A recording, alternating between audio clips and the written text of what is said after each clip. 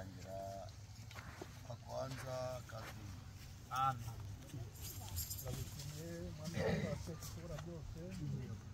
Turagushimiye kubw'ineza yawe nyinshi n'urukundo rwawe rwinshi. Turagushimiye kubw'ukurinda kwawe gukomeye. Waturinze uhereye twagiriye imbere yawe mu rusengero gusenga Imana. Waturinze mu mayira tuzanwe n'ibyuma byakozwe n'amaboko y'abantu. Waduhaye amahoro n'umutekano, utugejeje hano amahoro. Turagushimiye uhabwe ushobora mwana. Amen. Tugeze hano amahoro, wadukinguriye amarembo. Inzitizi zose wazikuyeho, urakoze uhabwe ushobora mwana. Amen. Cyakora turi abantu dushobora kugucumuraho mu magambo, mu kureba no mu kumva. Tugusabye ko tugotesha amaraso yawe. Turebera mu imbabazi zawe, maze uyu murimo dufite wo kubatiza bashiki bacu na bene data uze uwivangemo. Umwuka wera awuhagarikire, umwuka wera awuyobore. Kandi zitube hafi, ingabo zo mu ijuru zitugote, twakwira ijuru kugira ngo zitube hafi muri byose. Umwuka wera tuyobore muri byose, kandi umugaragu wawe uri bukoreshe umuhe umugisha mu izina rya Yesu. Kandi ariya mazi arimo ibyanduye byinshi, arimo ibihumbanye byinshi, arimo ibizira byinshi n'ibisimba biryana, uyahumanure mu izina rya Yesu. Uyacecekeshe, uyahe umugisha mu izina rya Yesu. Bana natwe muri byose kuko tubigusabye mu izina rya Yesu Kristo.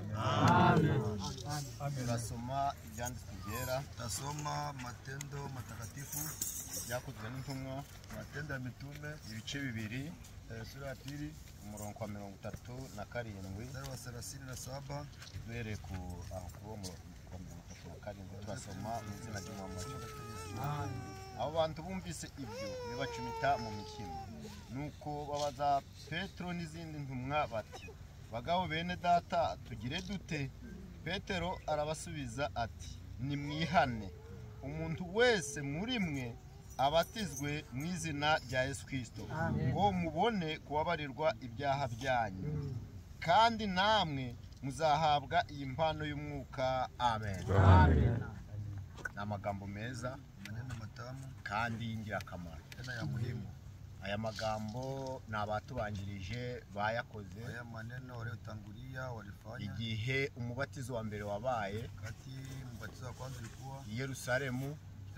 Nuko abumvise ijambo waliyosikia neno babaza Petero n'izindi ntumwa, ni igihe bari bavuye mu cyumba hejuru buzuye umwuka wera, yambaraga Yesu yari yabasezeranyije, imaje kubasobanurira ibyanditswe, kuko Yesu yari yababwiye ati muzahabwa imbaraga, kandi nimumara guhabwa imbaraga azabigisha byose.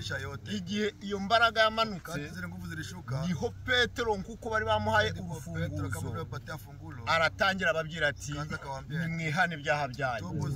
Kwihana no kubabarirwa ibyaha ni mu izina rya Yesu Kristo. Petero akimara kubasubiza icyo gisubizo arababwira ati, nimwihane umwe wese muri mwe abatizwe mu izina rya Yesu Kristo.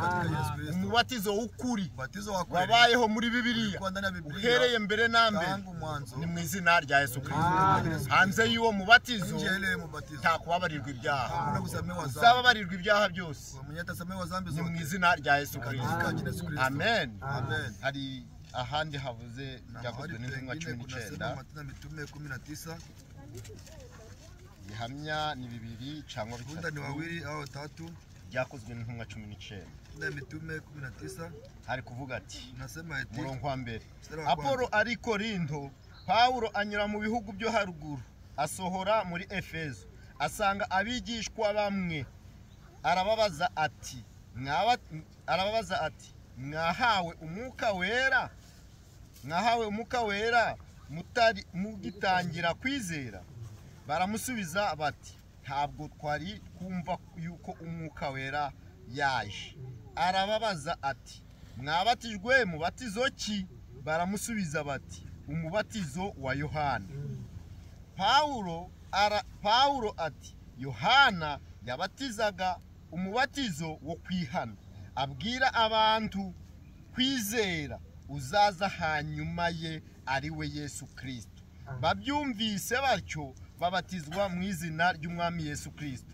Paulo amaze kubarambikaho ibiganza, umwuka wera ubazaho, bavuga izindi ndimi barahanura. Abo bantu bose bari nka 12. Amen. Imana ihabwe icyubahiro. Umubatizo w'ukuri ni mu izina rya Yesu Kristo. Umwe nimwe tubonera byose. Wabatijwe mu izina rya Yesu Kristo ni ukwiriye guhabwa umwuka we. Amen. Aba bari abigishwa ba Yohana aribo babatiste. Igihe Paulo yabasanze abasanze muri Efeso arababaza, mbese mwabatijwe mu batizo nahawe umwuka wera? Nabati ndorwa kumva kumubatizo kumwuka wera yaje to bari bakabumenye, ariko umwuka wera yari yamaje kuza. Arababaza ati cya kibazo kinacyongeye kugaruka, mwabatijwe mu batizo ki? Ati ni umubatizo wa Yohana. Yohana umubatizo yabatizaga yabwiraga abantu kwihana, akababwira ati murindira uzaza hanyuma, uwo nguwo niwe wabatirishaga umwuka we. Amen. Uwo nguwo yari Yesu Kristo. Mu gihe yaje rero nta kindi gikorwa yakoze ni kuzura kubumana kose n'imbaraga z'umwuka we zari ziri muri we. Asezerana abigishwa arababwira ati muje mu cyumba hejuru murindira imbaraga, umwuka wera naza azabahishurira byose. Igihe umwuka wera yaje, ababatijwe muri iryo zina rya Yesu Kristo bahawe iyo mbaraga. Ngo bari nk'abantu nka 12. Mu byakozwe n'intumwa ibice 2 bo byari ibihumbi 3 babatijwe mu izina rya Yesu Kristo. Imana nta wundi mubatizo yaduhaye gukirizwamo usibye umubatizo wa Yesu Kristo. Uwo ni wo wonyine tubatizwa muri uwo mubatizo, ni ukubabarirwa ibyaha. Muri iryo zina ryo ryonyine nimwo dushobora kwigisha. Imana ihire ijambo ryayo kandi irihe umugisha mu mitima yacu mu izina ry'umwami wacu Yesu Kristo. Natwe rero kaba turi aha ngaha gukora ibyanditswe. Ni ibyanditswe tubikora nk'uko Yesu yabifanya, tubikora nk'uko intumwa zabikoze. Amen. Tugiye kubatiza bene data n'abashiki bacu babatijwe mu izina rya Yesu Kristo. Bemeye umwami, bemeye Yesu nk'ababera umwami n'umukiza mu buzima bwabo, ko niwe uzabayobora. Mwabyemeye? Mwabihamisha ku kiganza? Imana ibahe. Mungu awabariki katika Yesu Kristo. Tuje mu mazi. Acha tuingie ndani ya maji. Nyimbo ya waimbaji.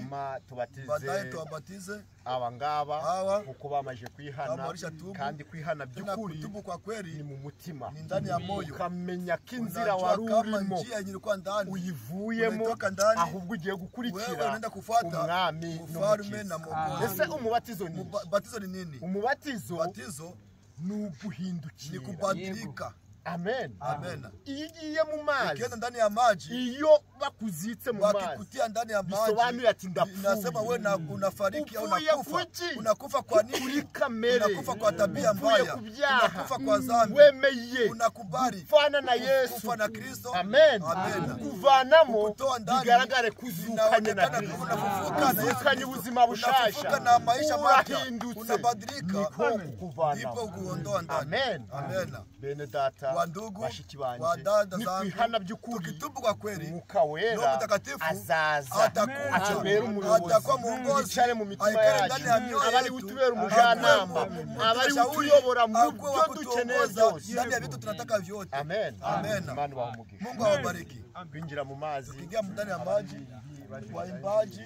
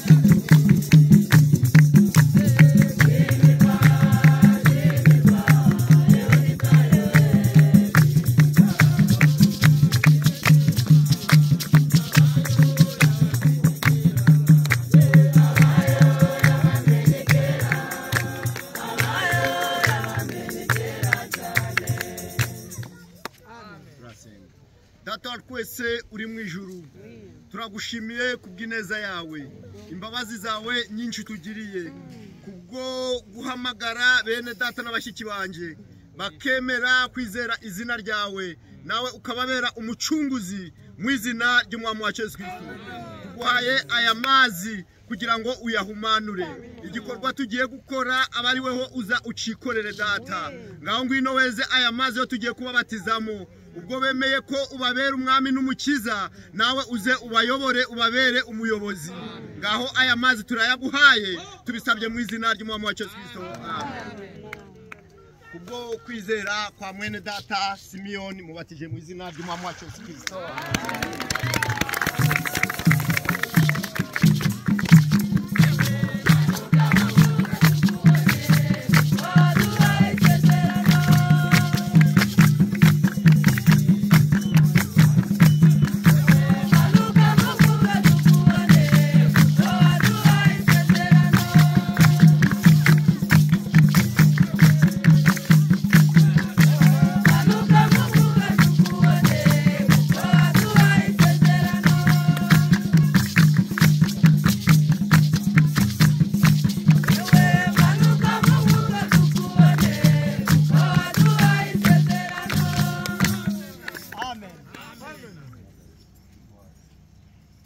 Kubwo kwizera kwa mwene data Bowazi mbihamije no kumubatiza mu izina ry'umwami wacu Yesu Kristo.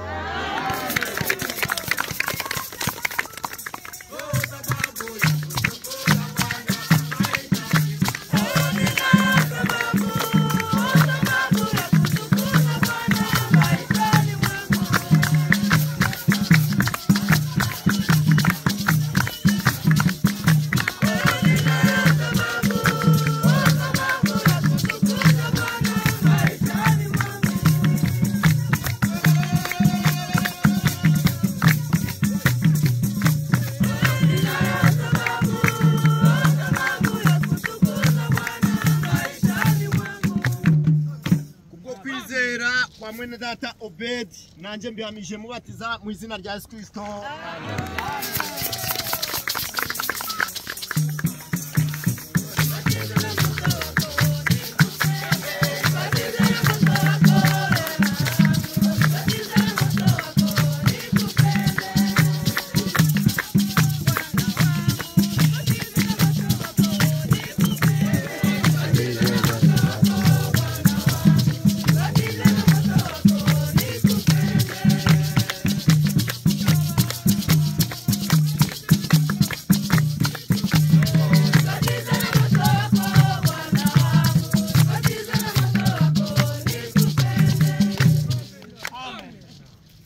Kwizera kwa mushiki wacu Emima nanje mubatije mu izina ry'umwami wacu Yesu Kristo.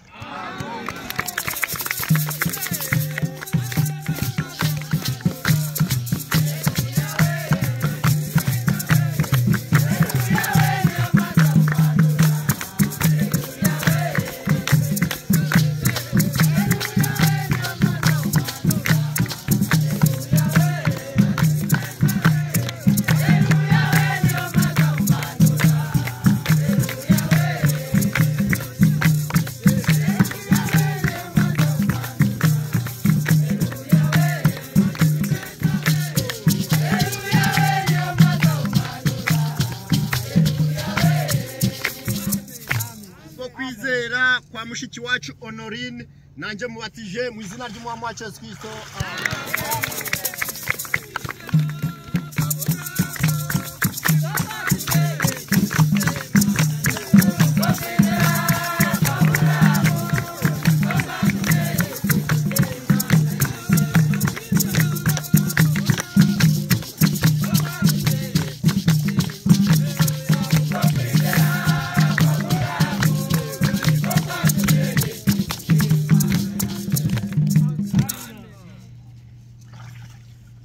Kwizera kwa mushiki wacu Leya mubatije mu izina ry'umwami wacu Yesu Kristo. Amen.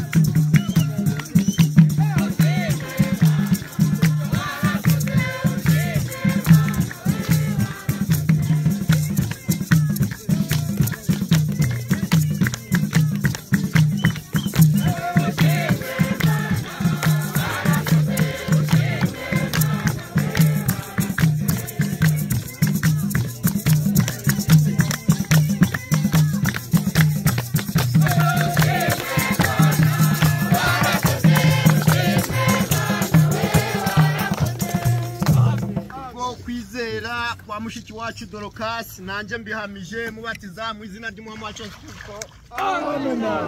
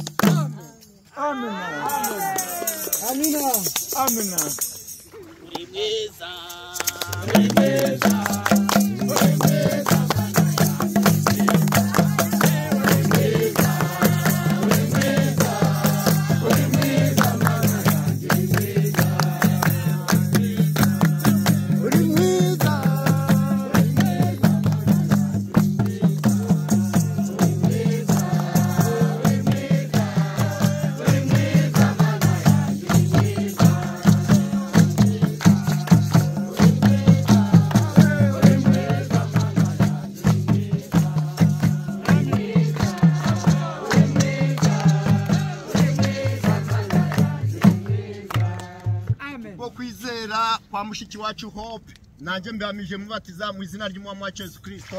Amen.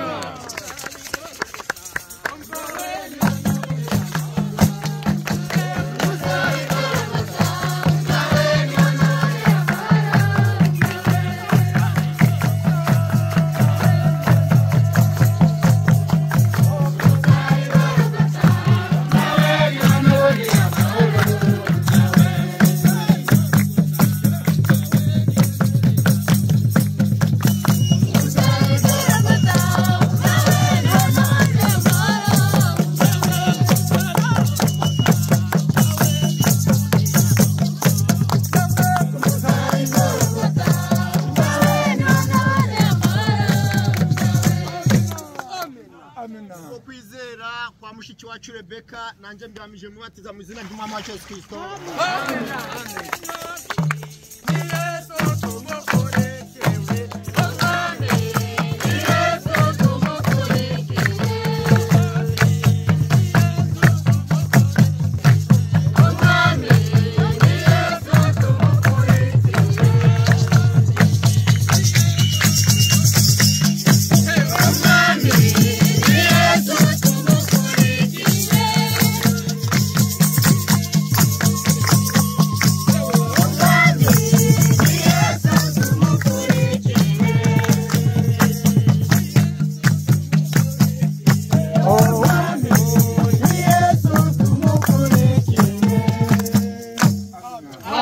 Dusabe mwendata Jonas asengere ababatijwe kandi asabire umugisha kubabaherekeje bose. Anadusezeraho arabikora mu izina ry'umwami wacu. Amen. Mwami n'umukiza wacu Yesu Kristo. Amen. Icyubahiro ni cyawe. Amen. Gushirwa hejuru biragukwiriye. Amen. Gupfukamirwa ni ibyawe. Haleluya. Ko twabaho ntitwari twabona Imana imeze nkawe. Izina ryawe rihabwe icyubahiro. Amen. Waravuze ngo mu iyo minsi uzireherezaho abantu bose. Amina. Kandi uravuga ngo intama zanjye ndazizi uretse no kuzimenya gusa nzizi n'amazina. Ntabwo zakurikira abambuzi ngo zikurikira abandi ahubwo zizi ijwi ryanjye. Mushimire yuko abuhamagaye ubahamagarisha n'ikivugirizo maze bakamenya ngo data arampamagaye. Abahezeyo nuko batarabawe ariko abawe bumva ijwi ryawe maze bakagukurikira. Tugushimiye cyane yuko bene data n'abashiki banjye bakumvishije bakagukurikira. Izina ryawe nirihimbare. Amen. Wa Mana ishobora byose we. Mwiyi minsi y'urubyiruko rumeze nabi aho Frère Branham yarinze asezera yarabaye umwanzi w'abagore yarabaye umwanzi w'abasore n'inkumi ariko babuza mondanite. Nagize ngo abangaba bamaze kubatizwa bemeye ubakize mondanite. Bakize isi bakize amajyambere ahubwo bahereza amaso abona kayaburahamu. Aburahamu wavuye iwabo akavuga ati ngiye mbonye umudugudu hano ntabwo ndahubaka ahubwo ndubaka hariya. byatumye asiga amazahabu, asiga ibyo yaratunze byose, kuko yarabonye umudugudu Imana yubatse igerekaho no kuwurema. Nshimiye Imana ko aba bane data n'abashiki banjye bamenye yuko hano muri Amerika haratwikwa, bamenye ko hano hatagihari, bamenye yuko hari umudugudu usumba Amerika, kandi aho ngaho niho bari kugana. Imana nibakomeza, turagukomeye amashyi habu cyubahiro. Wa Mana ishobora byose we, nagize ngo nongere makuragize Mwami. Barakwemeye, babatuje mu izina ryawe, kandi waravuze ngo bakimara kubatizwa babaramuriraho ibiganza, maze umwuka wera abazaho, maze umwuka wera umurimo we ni uwo gukongora kamere. Ibyo bagucumuyeho, ibyo bakoze, ibyo bagendeyemo, tubasabiye imbabazi. Babyihanye, ongera ubababarire, kandi Mwami nubababarira utwicisha kamere yawe umuriro, kamere yawe umuriro, kugira ngo babe ibyaremwe bishya. Ingeso zose bagendeyemo mu busore, Imana izibarinda. Mana we, hariho kamere y'ikiyoni. Kamere y'ikiyoni ni ukugenda yagera ku ntumbi ikarya ntigaruke.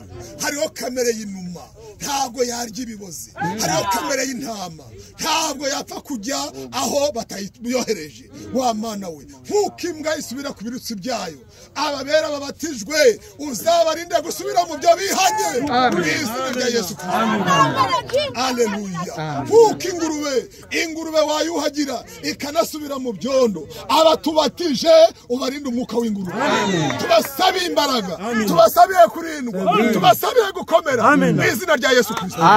Yesu Kristo ni akabando kanye ngenderaho. Yesu Kristo ni inkoni yanjye n'incumba. Yewe Mana we, uzababera ikibando, uzababera ibyiringiro, uzababera amahoro, uzababera umugisha, uzababera byose mu izina rya Yesu Kristo. Nibananirwa mu rugendo bakagusaba, uzababera umutabazi. Nibacika intege bagapfukama bakaguhamagara, wa Mana we uzabumva. Ubakize imyuka iri kuzerera y'amajyambere y'iki gihe, maze ubatandukanye n'abasore ba hano muri Kentucky, ubatandukanye n'abakobwa bo muri Kentucky. Niba babona ari abana bari ku isi, basabiye umugisha, basabiye imbaraga, basabiye kurindwa, basabiye guherekezwa n'Imana mu izina rya Yesu Kristo. Wemere umwuka wera abazeho, maze Mwami nabazaho abemeze yuko basuzugura ingeso babagamo, bitume bakumbura ijuru, bakumbure aho tugana. Wa Mana we, muri ya liste yo twumvishije umunsi w'ejo y'abari gufata imyanya, aba bafrere bahereza imyanya, n'aba basere bahereza imyanya, kubwo arevema isohoye bahereza umwanya muri Kristo. Ubahishe ibiteye ubwoba, ubahishe munsi y'amaraso, kugira ngo nibarindirwe ubwo ngumwo Satani azabashake ababure. Abademo babiruka nkago bazabashake bababure, nka kundi Elisa bibaje kumufata, maze akavuga ati Mana bateza ubuhumyi, maze Elisa akagendana n'abanzi be akabageza hahandi. Abanzi babo uzabatera ubuhumyi, bizatumye barindwirwa munsi y'amaraso mu izina rya Yesu Kristo.